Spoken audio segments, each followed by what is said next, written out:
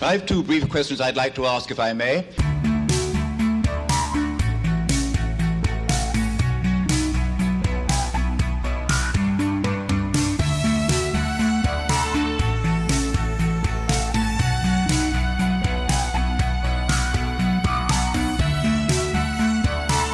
Hi, welcome to Left Foot Media. My name is Brendan Malone and you're watching The Daily Question. Today's question comes from the viewer mailbag, and someone has asked me to comment about the news that there is going to be a new Lord of the Rings TV series. What do I think about this?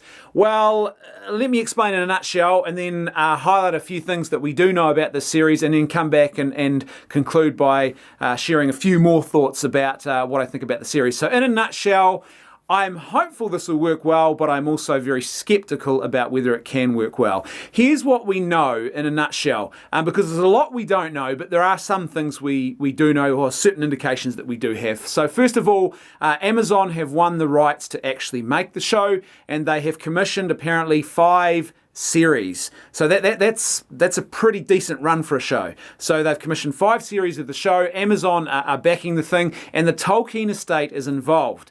So that's maybe a positive, because they were also involved in The Hobbit.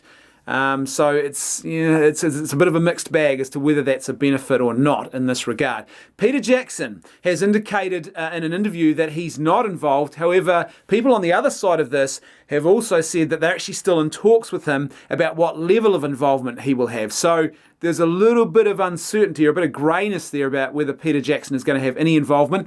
I doubt that he will be involved in a major way. You are talking about a commitment of probably another 7 to 10 years of his life on a project that he has already committed a huge chunk of his life to, his creative lifespan in particular to, and I'm not sure he's going to necessarily want to be that involved.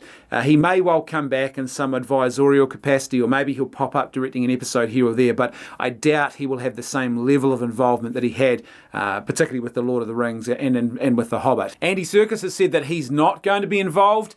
Now, initially you think, oh no, Andy was Gollum, and what are they going to do? But realistically, that might not be such a big deal, because they're going to have to tell other storylines anyway, and there's probably a pretty high chance that those storylines won't, or certainly don't need to feature Gollum, so that might not be that big an impact on the show at all. So Ian McKellen, who played Gandalf, he's indicated that he's actually keen to come back and reprise his role.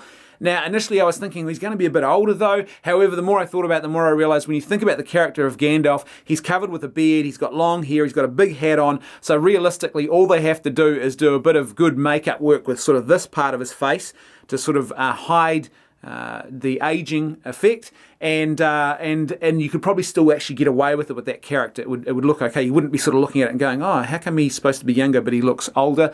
John Rhys-Davies, who played Gimli, he has said that this is nothing more than a cash grab, that he's quite cynical about all of this. I have some sympathy for him. I do sense that this is really probably a profit-driven decision more than anything else, and so that clearly indicates that he's not going to be involved at all. As I said, they've announced 5 seasons, which is a pretty big commitment. So what do I think about this? Well, as I said, I am hopeful. I would like it to work because I love this mythology. However, I am highly skeptical about whether this can work. When you think about that original Lord of the Rings trilogy and what they managed to do, Peter Jackson, Fran Walsh, Philippa Boyens, Richard Taylor, the rest of the creative staff who are involved in making that trilogy, it really is absolutely amazing what they did over those 3 films. They did something I think that probably is unrivaled in the history of cinema. They made a trilogy where every single one of those films can stand alone as a profoundly beautiful and well-crafted, like the pinnacle of filmmaking excellence, well-crafted cinematic art. Now, very few people have managed to do that. Not only that, but they actually managed to adapt a much-beloved piece of literature, a much-beloved piece of mythology and storytelling, and they adapted it with such faithfulness and care that the fan base absolutely loved it.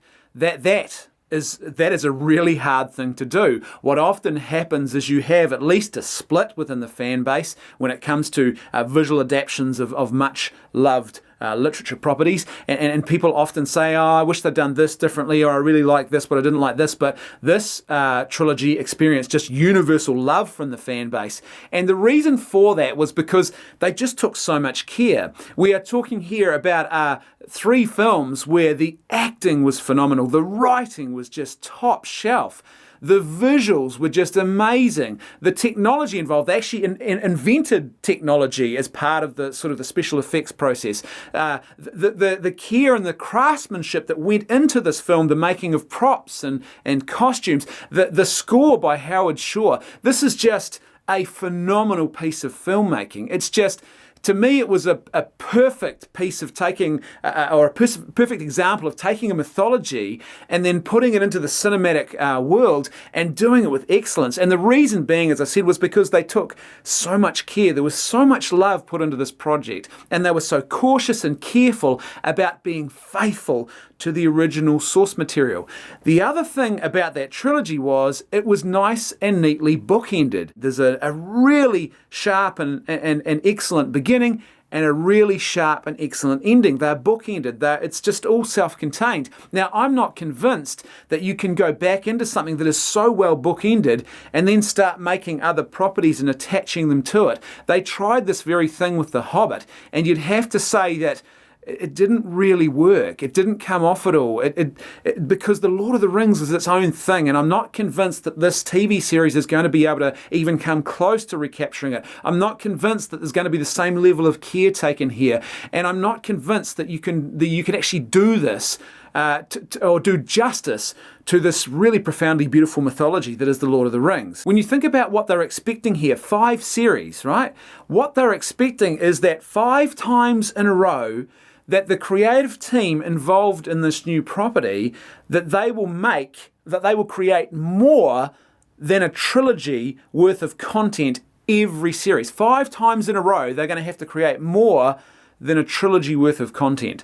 Now, that's a big ask. That's a very big ask. And I'm not convinced that this is going to be a great addition to the sort of cinematic or the visual version of The Lord of the Rings. In fact, as I said, I tend to side a little bit more with John Rhys-Davies, that this is more about making money, and I'm not convinced they're going to be as careful as the original creator of this source material, Tolkien, would actually want them to be. Sure, the estate is involved, but it's one thing to have the descendants of the original creator involved. It's another thing altogether to have the original creator who took such care, and there was such craftsmanship that went into his original creation. He invented languages, for Pete's sake. Like, this is something that we know he was really careful about, and he was also very particular about. And I'm just not convinced that same dedication and care is going to be shown this time around. As per usual, I'd love to hear your thoughts, so please let me know what you think in the comment section below. And if you like the content I'm creating and you'd like to see more of it, then please support me on Patreon for as little as $1 a month. There's a link in the description below and a link on screen at the end of this video. That's right, I can hear my theme music too. I'll see you tomorrow on The Daily Question.